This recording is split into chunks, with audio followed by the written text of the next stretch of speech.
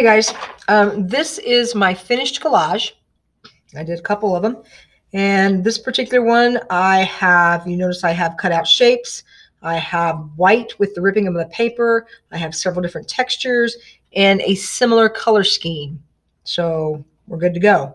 Now, we are going to transfer this collage to a 11 by 14 piece of watercolor paper.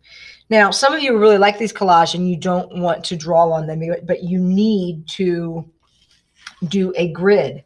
So I don't know if you can see this. I have several of these. It's just a small transparency, and I'm going to put it on there. Okay. And I am just going to take a small piece of tape. I have clear tape, whatever kind of tape you want, and I'm just going to put it on there to act like a hinge for right now, so I can up, down, up, down. Now, this particular collage that I've done is 6 by 8. I want to grid this. I just want to grid this in 4s. Okay, this is not a difficult piece to draw because I'm just going to draw into these little shapes, and I'm going to focus on what's in these shapes. So I'm measuring it 3 inches because 3 is half of 6. And I'm measuring it again, 3 inches. And then I'm going to draw directly on the transparency, not my collage. Okay, and if you want to draw on your collage, that's fine. Some of us really like the way our collage looks, and we're going to keep it for something else, and we don't want to draw on it. So 6 by 8 is going to be, half of each is going to be 3 by 4. So I have, okay, this done, and notice, look, see, it's on a transparency. I've done this with a Sharpie marker or a pen, something that you can see.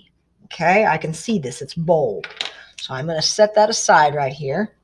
And next thing I'm going to do is I am grabbing my 11 by 14 inch watercolor paper.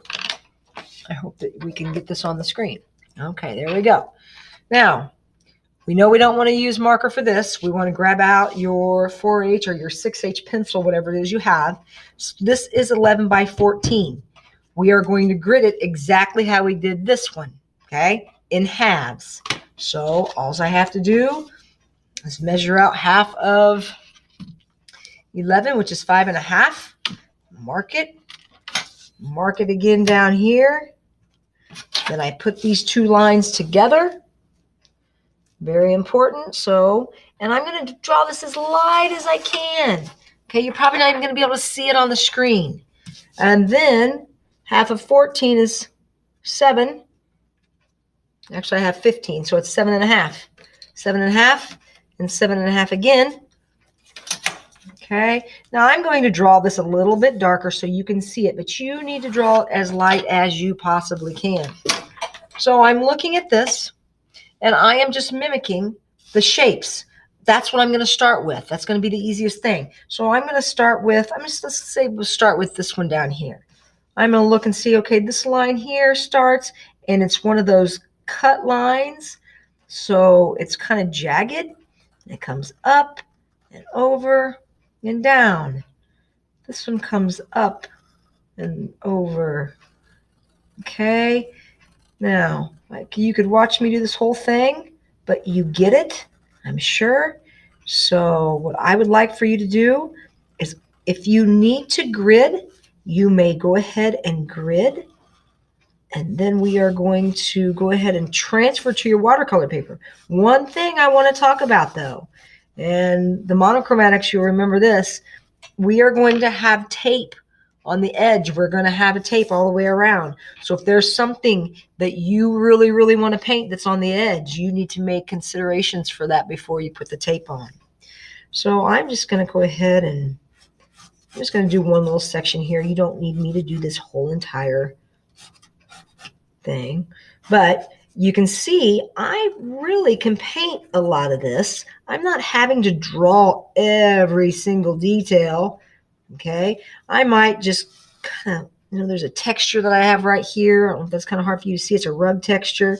I'm just going to kind of make some lines. and show the direction the texture goes into. And I think I can paint that freehand later. I do have a highlight on top of that egg. And I'm going to go ahead and do it. I didn't quite get my egg drawn there. Okay, so I'm going to just kind of sketch out the values there. I have these little white areas. Can you see this? I don't know if you can see it or not.